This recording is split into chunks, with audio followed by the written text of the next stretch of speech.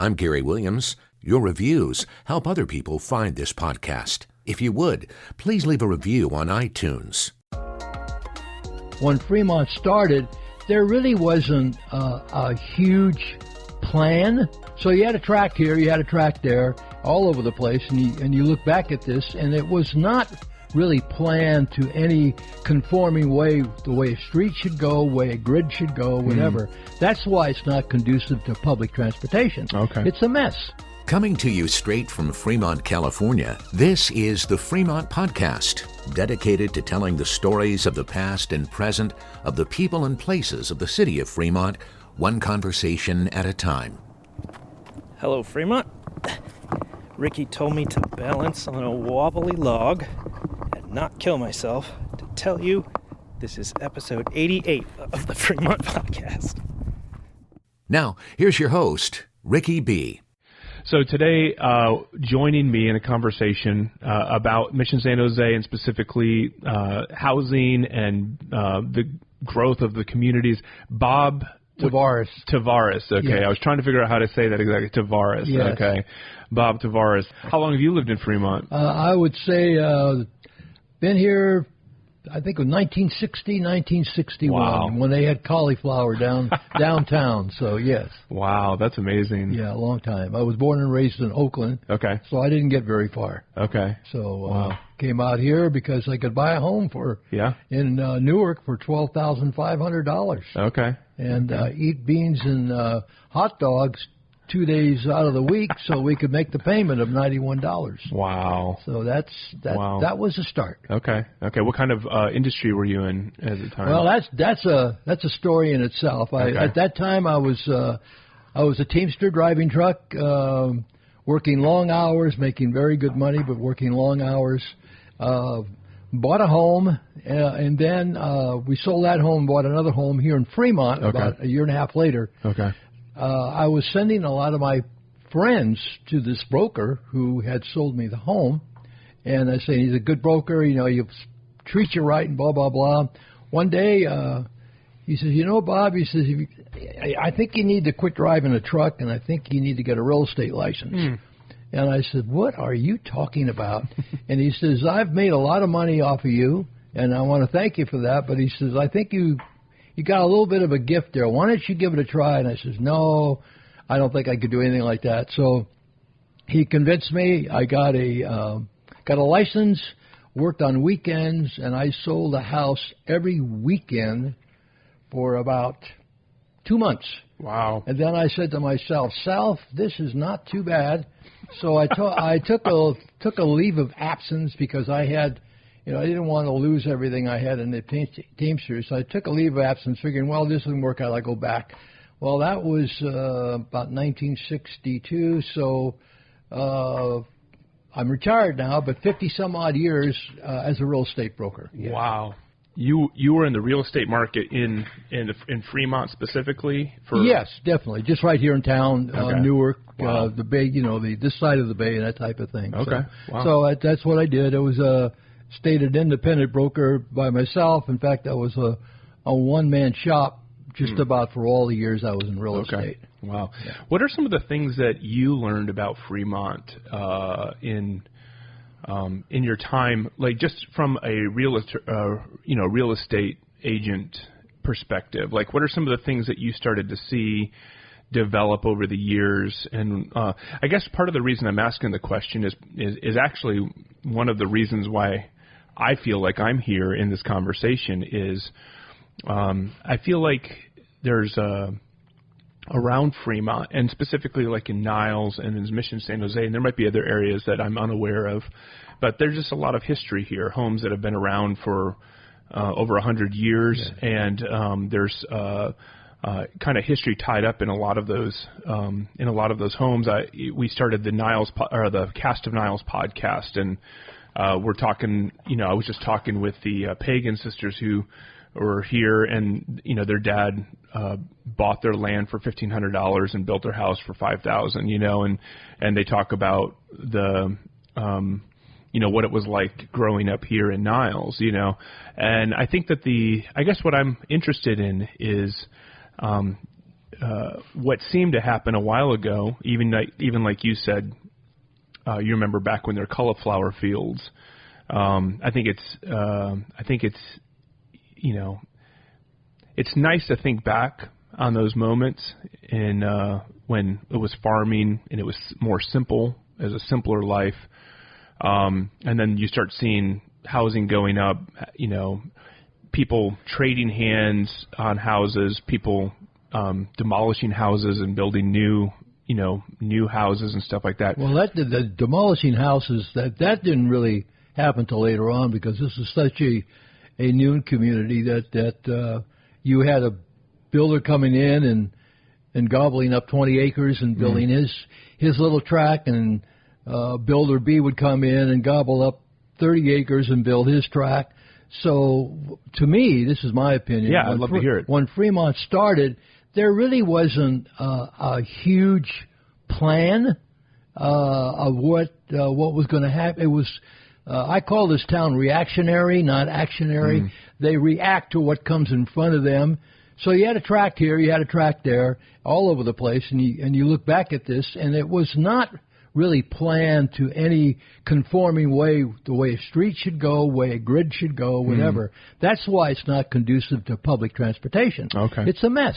I mean, you look at it from that standpoint. Yeah. So make a long story short, everybody started doing that, and then we got into a phase to where there became a little bit a feeling for nostalgia and history. So when the developer came into town and he was buying what I call infill places, and there'd be an old home on it, the city at that time, staff, and the philosophy was, why don't you try to save this old place and make it part of your development? So that went on for a while. When do you feel like that those conversations took place? That was more in the 90s. Okay. I can tell you how I got involved with what I call the historical part of it and everything of that nature.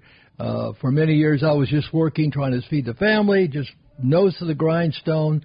And one day in St. Joseph's Parish, which is up in Mission San Jose, Father Williams, who was the pastor at that time, they had the old Gallegos mansion on their property. And he did not like old houses, which is fine. There was some people in the parish who wanted to restore it, to make it the parish house. He kind of wanted like a new residence. So I don't know why he came to me, but he says, I got a deal for you, Bob. He says, you can have this Gallegos mansion for a very nominal sum if you can move it. And here is a 3-story, about 5,100 square feet Victorian. I said, wow, this must be from God or something like that. So anyway, I found a lot. I won't go into that because that's a long story. Finally found a lot, and I moved that Victorian. Wow. Off that property, up the hill, and it's still there. It's by Ohlone College. Wow. It's on Witherly Lane by Ohlone College. So I did that, kind of put it together, and that was my effort there. Just about, I would say, financially and physically, was a Don Quixote stunt. And I said, I'm not going to do this again. However, a couple of years, not too many years later, a builder comes walking into my office and says, Bob, he says, I hear you move houses. And I said, not really. I moved one. He says, well, I got a little piece of property here right across the street from which he bought. Incidentally, that was Morris Hyman's, who was the originator of Bank of Fremont. That was his original house. And I had sold that, to make a long story short. I had sold that property. Somebody else had a list. I sold this property to my client, who lived there about 10 years, decided to sell, and this developer bought it. So now we're up to speed. He comes to me and says, I want to put these 7 houses in there. I don't want that house on the property. Do you think you can move it? And I said, well, I don't know. So my son was working with me as an appraiser at that time. He says, Pop, he says, let's do it. And I said, oh, I don't know about this. So fast forward, we found a lot in Niles. I moved Morris Hyman's house to Niles. It's on 3rd and J. It's right there in the corner, right here in town. Put that all together. And liked it so much, was even considered moving into it, which I didn't. We sold that immediately. We actually had, when we had the open houses, literally, we had people around the corner in line waiting to see it. But I did that, so that was number 2. So now I'm getting a little bit involved in saying, save these old houses is what was in my brain. So I got involved more with the city of Fremont, got on the HARB, Historical Review, as a commissioner. Thought I did some good there for about 12 years. And after that, we moved 2 more houses. And they are on Ellsworth Street, and we put those into commercial. So historically, I have a passion, what I would consider, try to save what you got rather than just putting up something that really doesn't have much character and history. We'll be right back. You can hear the rest of this conversation in just a moment. Looking for a real estate agent who truly cares about their clients? Look no further than Jennifer Petroselli. With her wide-ranging knowledge of the real estate industry and expert negotiation skills, Jennifer goes above and beyond for her clients. Don't settle for a second-rate experience. Choose Jennifer Petroselli for a first-class real estate journey. What are you selling? Me? I collect too much stuff at home. And so we thought we should cut back on some stuff, get rid of some stuff so we can go back out and buy more stuff. And actually we're doing really well today. And so we're very excited. But yeah, we just have a little bit of everything. We have M&M collectibles, the old, Taco Bell glasses. My husband loves his baseball, so we have baseball, bobbleheads, a little bit of everything. Yeah, awesome. Having fun out here. The Ohlone College Flea Market is happening every second Saturday of the month from 9 a.m. to 3 p.m. on Ohlone's Fremont campus. We release these podcast episodes on Fridays, and that means the next Ohlone Flea Market is tomorrow. You can find a link in the show notes of this episode, or you can Google Ohlone College Flea Market, and it'll be the first thing that comes up.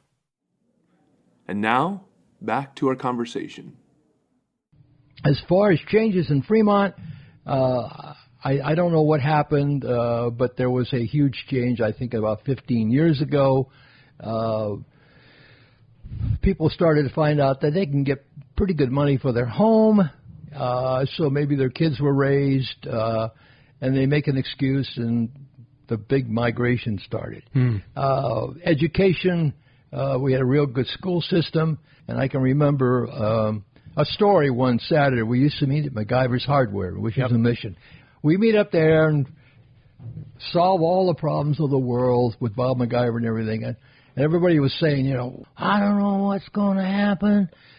One of the old-timers standing there, he says, well, you guys, you got nobody to blame but yourself. Silence. You put your house on the market, you got 14 people that want to buy it, you make a lot of money. So the next guy says, wow, these prices are going up.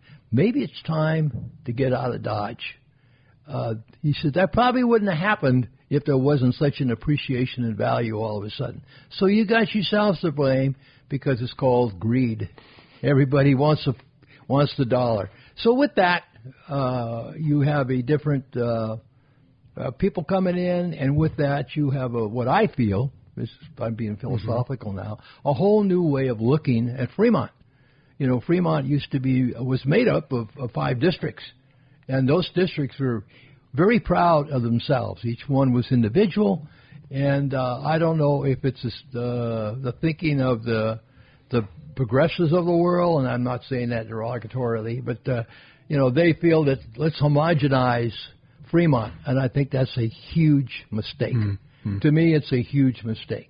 And to prove that, Niles is kind of holding its own. Mission San Jose is slowly being homogenized because there isn't that what I call actionary. There really is there's no policy here. There's no policy from the standpoint of if you go to some towns like Palo Alto, nobody's going to touch their historic district. Nobody's going to play with that. And the staff knows that, the city knows that, and they're proud of it. Here, it's the people living in that little area that make that happen. The city, to me anyway, is not an avid fan of that.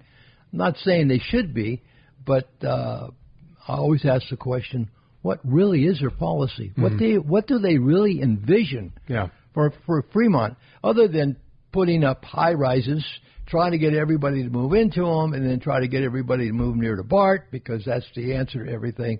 And guess what? I don't think it's working out too well. We'll be right back with this conversation in just a moment. I want to tell you about Milk and Honey Cafe. They're a family-owned restaurant located on Fremont Boulevard in North Fremont. They serve fresh noodles, stir-fries, bentos, soup, vegetarian dishes, boba drinks, and so much more.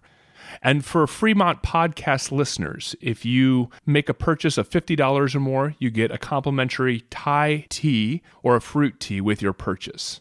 You can find out how to dine in or order at milkandhoneyfremont.com. For more information and links, be sure to check out our show notes.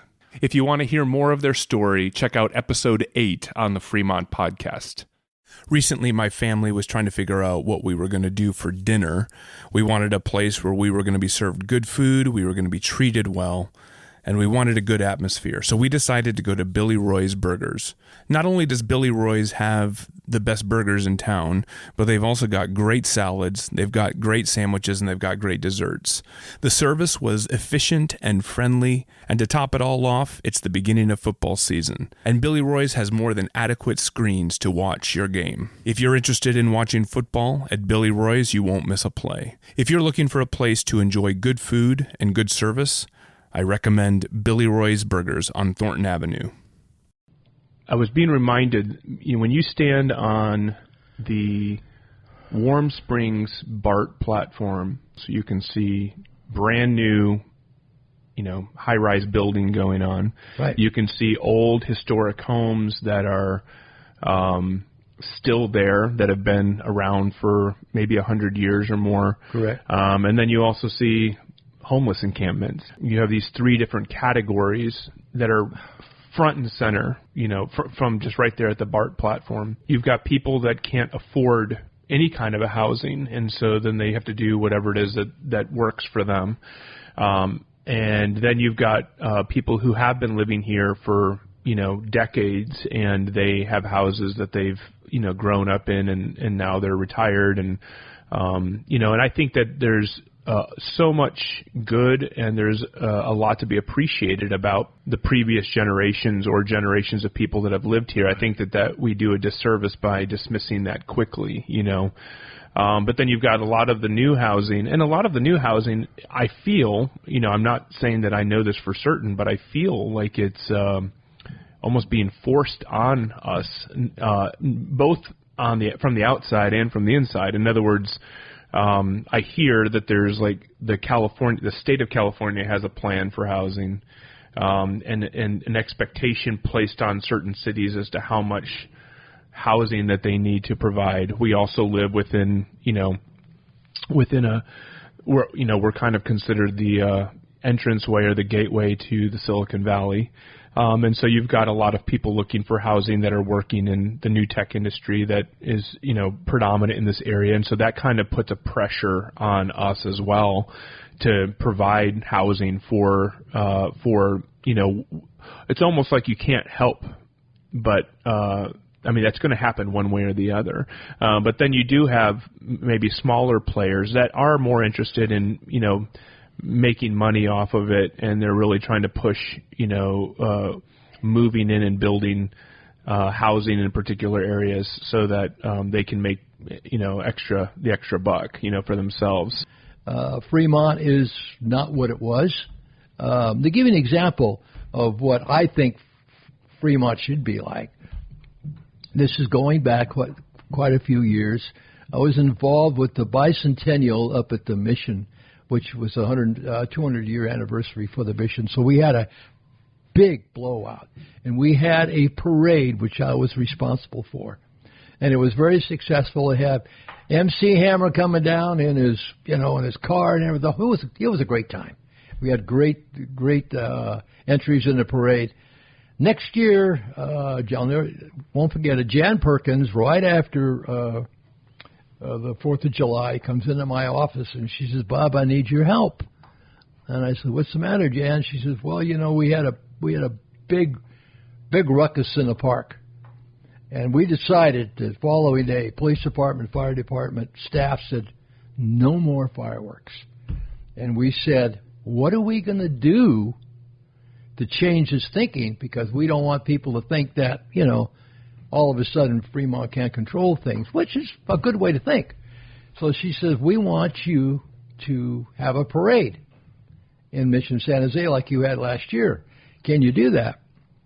And we'll continue with that every year. And I said, I'll do it under one condition, that every year you hold that parade in the district. In other words, it goes from here to Centerville to Niles to Irvington to Warm Springs, whatever. And they says, you got it. And she said, why do you want to do that? I says, because it'll build interest in these people that live in Fremont, knowing that there is a Mission San Jose, knowing, guess what, there is a Warm Springs. And I think it'll also breed competition and pride. So that was my idea for everything. So we did that for quite a while, and then it merged and purged into what you have today, which is different, because we used to have to raise, what people don't realize, all the money for that parade. You paid for the city closing it down, you paid for the police, you paid for the fire department. It was a lot different. So it looks like it was a city parade, but the districts were paying for it, so they had to get sponsors. So, and to make a long story short, that's what I envisioned Fremont to be. Yeah, kind of a focus on the different districts. Districts, because they all have something unique to give. Yeah. And it, it's a 90 plus square mile city. It's a big city, so people need to know what's here. That was my thinking. That's how I see it anyway. Well, I appreciate you sharing that. I think there's a number of things that you said that resonates with me. I do very much appreciate the individual districts. I lived in Irvington for the first 4.5 years that I lived here. Now I live in what the district line puts me into Niles, which I'm proud of. I love being here in Niles, and I'm involved down here in Niles a lot, and I love going up to the Mission San Jose. Warm Springs, I've spent some time down there for various things. In Centerville, I love Centerville. I've spent some a decent amount of time there as well. So I do think that there is I think it's significant to not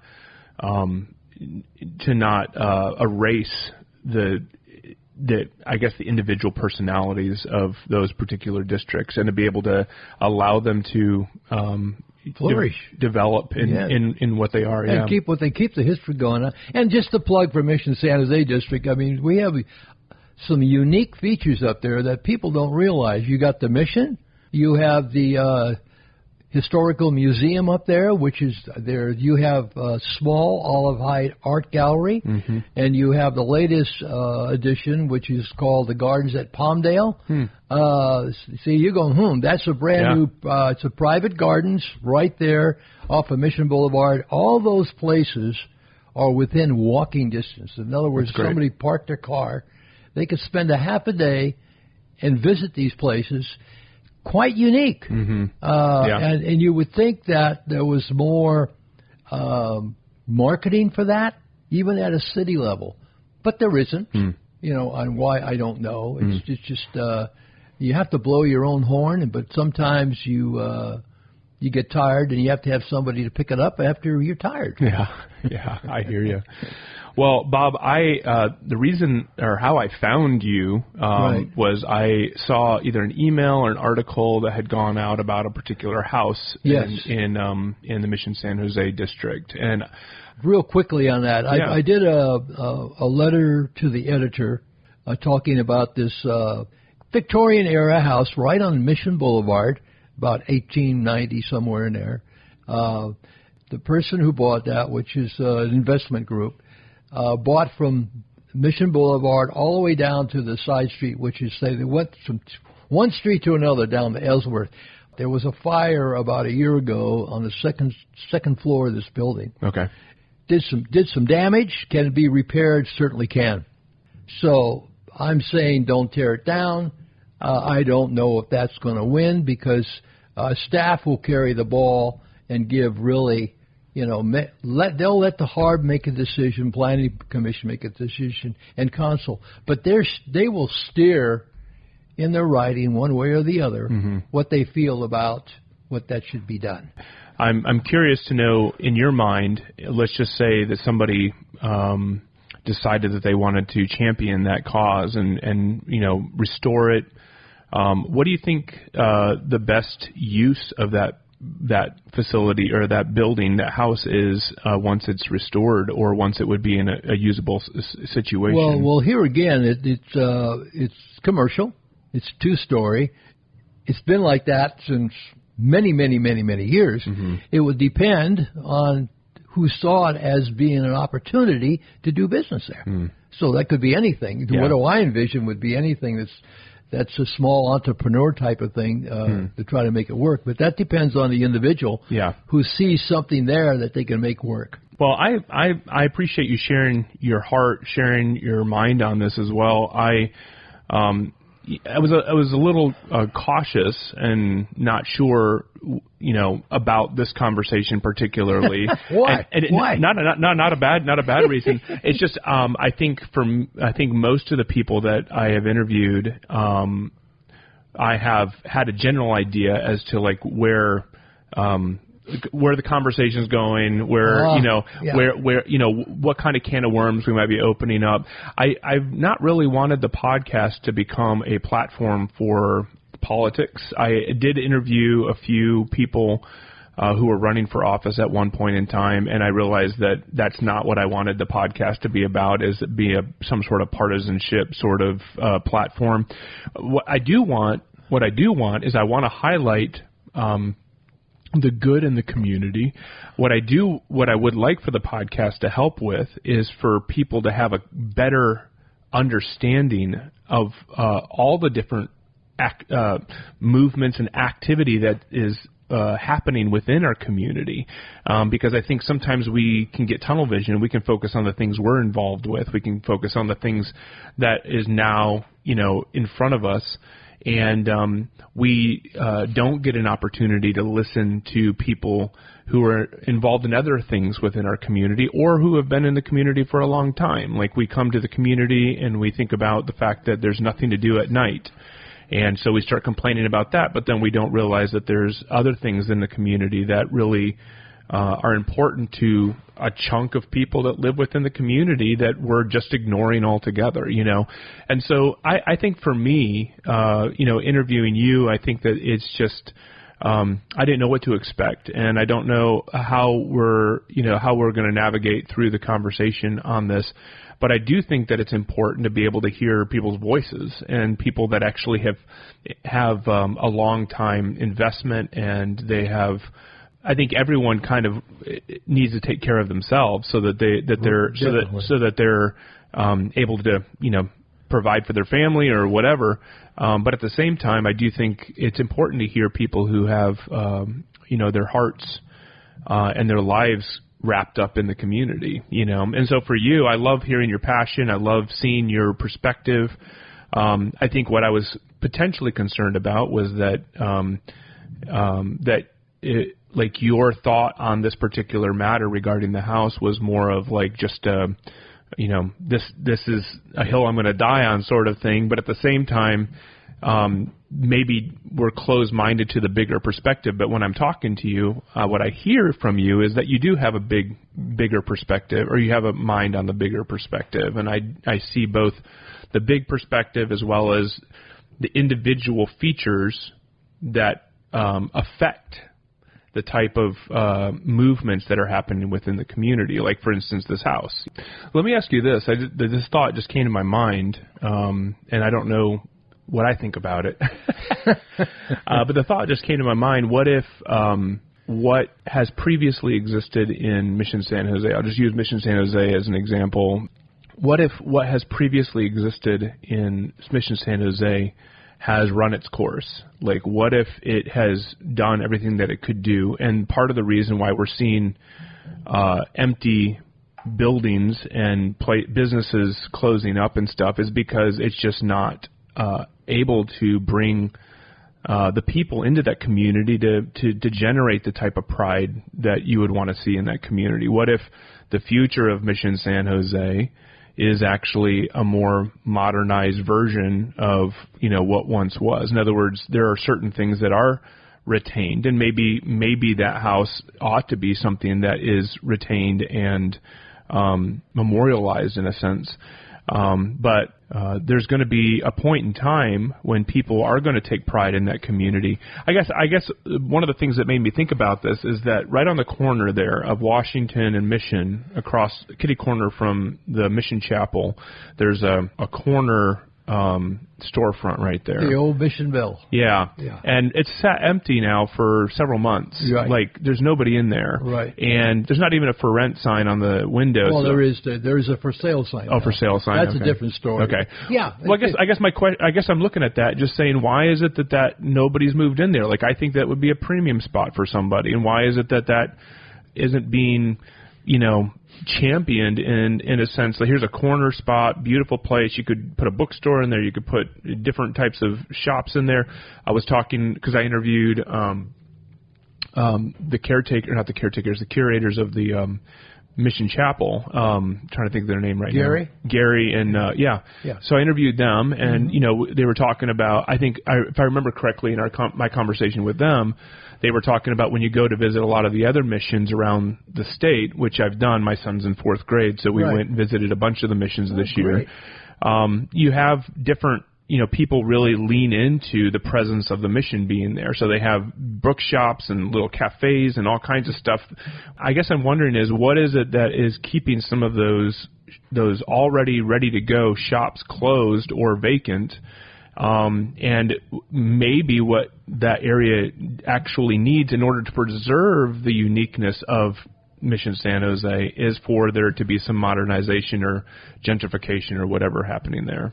Well, you're talking about physical buildings and being the difference. I think what would make the big difference is whoever owns those pieces of property trying to get people in there that are going to have a business that goes along with a mission, goes along with an art gallery, goes along with a museum, goes along with the garden, so people have something. It's got to be a destination. Yeah. Mission San Jose's got to be a destination. It's not. That area is only about 2 blocks long if you analyze it, and maybe 2 blocks deep. So it's got to be a destination, and it's got to be promoted. And that's usually done by either merchants or property owners themselves. Changing the facade of anything, to me, is going to ruin the uniqueness of what it is. It's eclectic. It's interesting. People who go there, and I'm not just saying this, say, what a great little place. Why isn't there more to do? Well, there is, but it's not promoted, and that's people need to do that, and that's up to them to try to get that done. Yeah, that's my opinion. Yeah, no, I appreciate you sharing that. You know, I don't know what the answer is. I want to do what's good for our community, and I do think that there's a lot that that needs to be done. I think that we can. I think that people can take their own personal interest. I think we do have a lot of people that take their personal interest in the community, but I just think that there needs to be some sort of a unity of mind, because I do think like a lot of people's ideas are all over the place, you know, and we don't. That's what I've said. It's reactionary. Right. There's you go to the city, go to the staff, go to the politicians, ask them what do they really see now. And in the future, what do they really see Fremont being? What are some of the things, apart from housing, apart from real estate, apart from all these other things, what are some of the things that you appreciate about the city of Fremont? What are some of the things that you've enjoyed over the years? Wow, that's a good question. Probably the neighborhoods, like a neighborhood I live, obviously changing, but the ambiance of it hasn't changed. I the climate's incredible. Yeah. There are things to do here. Seriously, there are things to do here if people would just look into that and get out of their house a little bit. What are some of the things that you enjoy doing around here? What are Well, I'm 85 years old now, so that's a lot different. But I love my walks down what I call Mission Creek, which is by the high school, and I love my walks. Seeing the people on those walks, we've become friends with some of them, talk to them. I like things like that. I basically drive around the different areas in town because I have time to do that, usually early morning, just to see the different feelings and ambiances of it. There's places to go. I got little places I go to eat. I love the Wiener Schnitzel in Centerville for the hot dog. That is great. The bagel shop in the Safeway Shopping Center, they make great sandwiches. Yeah. There's El Porcino, which is a good restaurant. There's a lot of things to do. Black Bear, if you want to get full and get your money's worth, right? Get your money's worth. There's all kind of things to do here. So, yeah, that's great. In fact, for the first time in a long time, I went to the movies by myself. I enjoy that. So there's a park. There's Lake Elizabeth. There's a lot to do if you want to do that. That's great. Yeah. That's great. I love it. Yeah. I love it. Well, thank you for joining me for this episode for the podcast, and I'm looking forward to maybe hearing more of what you're involved in, and maybe getting to know you a little bit better, in the future, and then we'll find out what happens with the efforts that you're making down in Mission San Jose. Well, thank you for having me, and I have a lot more stories to tell, but we don't have time. I don't want to put you to sleep too. No, I love stories. I love stories, and people listening love stories as well. So we'll have to revisit some of those stories again sometime. All right. God bless you. Yeah, thanks. All right. This episode was hosted and produced by Ricky B. Scheduling and pre-interviews by Sarah S. Rachel Prey is the print editor in charge of our newsletter. Additional reporting by Mark Emmons. I'm Gary Williams. Music provided by Soundstripe.com. Be sure to subscribe wherever it is that you listen so you don't miss an episode. You can find everything we make, the podcast, our newsletter, and all of our social media links at thefremontpodcast.com. Join us next week on the Fremont Podcast.